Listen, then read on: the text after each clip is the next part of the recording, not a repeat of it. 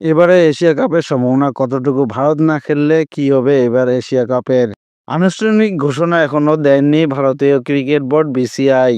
ভারতীয় সংবাদ মাধ্যম ইন্ডিয়ান এক্সপ্রেসকে বিসিআইয়ের একটি সূত্র জানিয়েছে, এশিয়া কাপ থেকে আনুষ্ঠানিকভাবে নাম প্রত্যাহার করে নিয়েছে ভারত। বিষয়টি মৌখিকভাবে এশিয়ান ক্রিকেট কাউন্সিল এসিসি জানিয়ে দেওয়া হয়েছে। এবছরে এশিয়া কাপ হওয়ার কথা ভারতেই। তবে ইন্ডিয়ান এক্সপ্রেস এর খবরটা কতটা সত্যি এ নিয়ে প্রশ্ন উঠেছে। টাইম অফ ইন্ডিয়াকে দেওয়া এক সাক্ষাৎকারে এর বিসিএস এর যুগ্ম সচিব দেবজিৎ সাকাইয়া বলেছেন, কিছু সংবাদ মাধ্যম দাবি করা হচ্ছে বিসিআই এশিয়া কাপ এবং মহিলা ম্যানেজিং এশিয়া কাপ থেকে সরে দাঁড়াচ্ছে।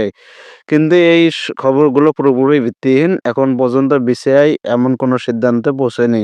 এমনকি এই নিয়ে আলোচনা পর্যন্ত হয়নি। আমরা এশিয়ান ক্রিকেট কাউন্সিল এসএসসি কোনো চিঠিও দেই নাই। সুতরাং বাস্তবতা হচ্ছে এবার এশিয়া কাপ হবে না, এটা এখনই বলে দেওয়া যাচ্ছে না। আবার একই সঙ্গে এটাও সত্য, ভারত পাকিস্তানের এই রাজনৈতিক টানাপোড়েনের মধ্যে এশিয়া কাপ না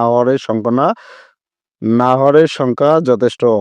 সাকিয়া এটা স্পষ্ট করে জানান, যখনই এসিসি সংক্রান্ত কোনো সিদ্ধান্ত নেওয়া হবে সেটি আনুষ্ঠানিকভাবে সংবাদ মাধ্যমের মাধ্যমে জানানো হবে। ইন্ডিয়ান এক্সপ্রেস এর প্রতিবেদনে ভারত কেন এশিয়া কাপ খেলবে না সেই সিদ্ধান্তের ব্যাখ্যায় মূল কারণ হিসেবে উঠে এসেছে রাজনৈতিক প্রেক্ষাপট। টুর্নামেন্টের আয়োজক যেহেতু এশিয়ান ক্রিকেট কাউন্সিল এসিসি, স্বাভাবিকভাবে এশিয়া কাপের সবচেয়ে গুরুত্বপূর্ণ ভূমিকায় থাকেন এসিসি সভাপতি।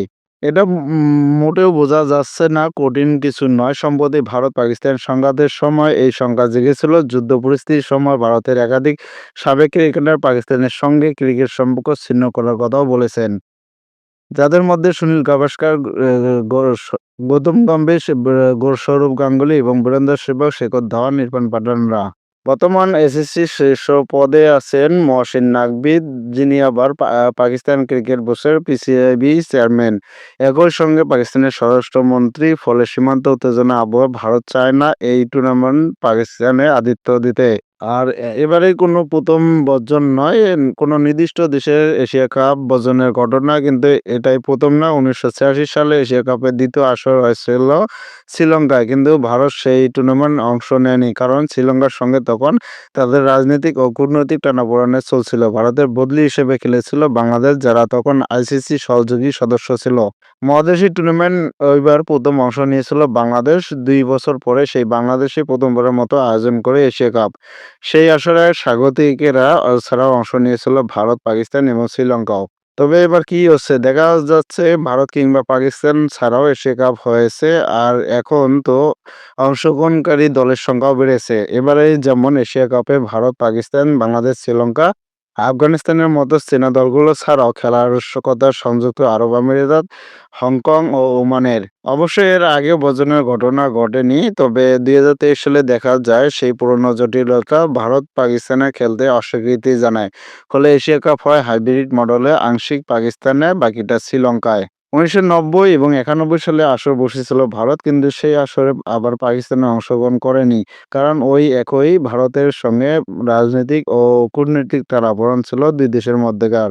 তবে এবারে বাস্তবতা হচ্ছে, স্বাগতিক ভারতেই যদি না থাকে তাহলে টুর্নামেন্ট সরিয়ে নিতে হবে অন্য কোনো দেশে, যেমন শ্রীলঙ্কায় বা সংযুক্ত আরব আমিরাতে। আবার ভারত না থাকলেও এশিয়া কাপও পড়বে বিশাল লোকসানের মুখে। লোকসান মাথায় নিয়ে এশিয়া কাপ আয়োজন করা হয়তো সম্ভব হবে না এসিসির। দল দুটি যদি ফাইনালে ওঠে তাহলে 3 বার মুখোমুখি হওয়ার সম্ভাবনা থাকবে, কিন্তু ভারত না খেললে সনি স্পোর্টস নেটওয়ার্ক স্বাভাবিকভাবেই এসিসিকে বিপুল অর্থ দিতে অস্বীকৃতি জানাবে। এতে ক্ষতির মুখে পড়বে সংস্থাটি। কি রকম লোকসান হতে পারে এই টুর্নামেন্টে? এসিসি এর মধ্যে 17 কোটি মার্কিন ডলার, 2071 কোটি টাকা আগামী 4 এশিয়া কাপের সম্প্রচার সত্ত্ব সনি স্পোর্টস নেটওয়ার্কের কাছে বিক্রি করেছে তারা। সত্ত্ব বিক্রির সময় একটি আনুষ্ঠানিক সমঝোতা হয়েছিল যে প্রতিটি আসরে অন্তত 2টি ভারত-পাকিস্তান ম্যাচ থাকবে।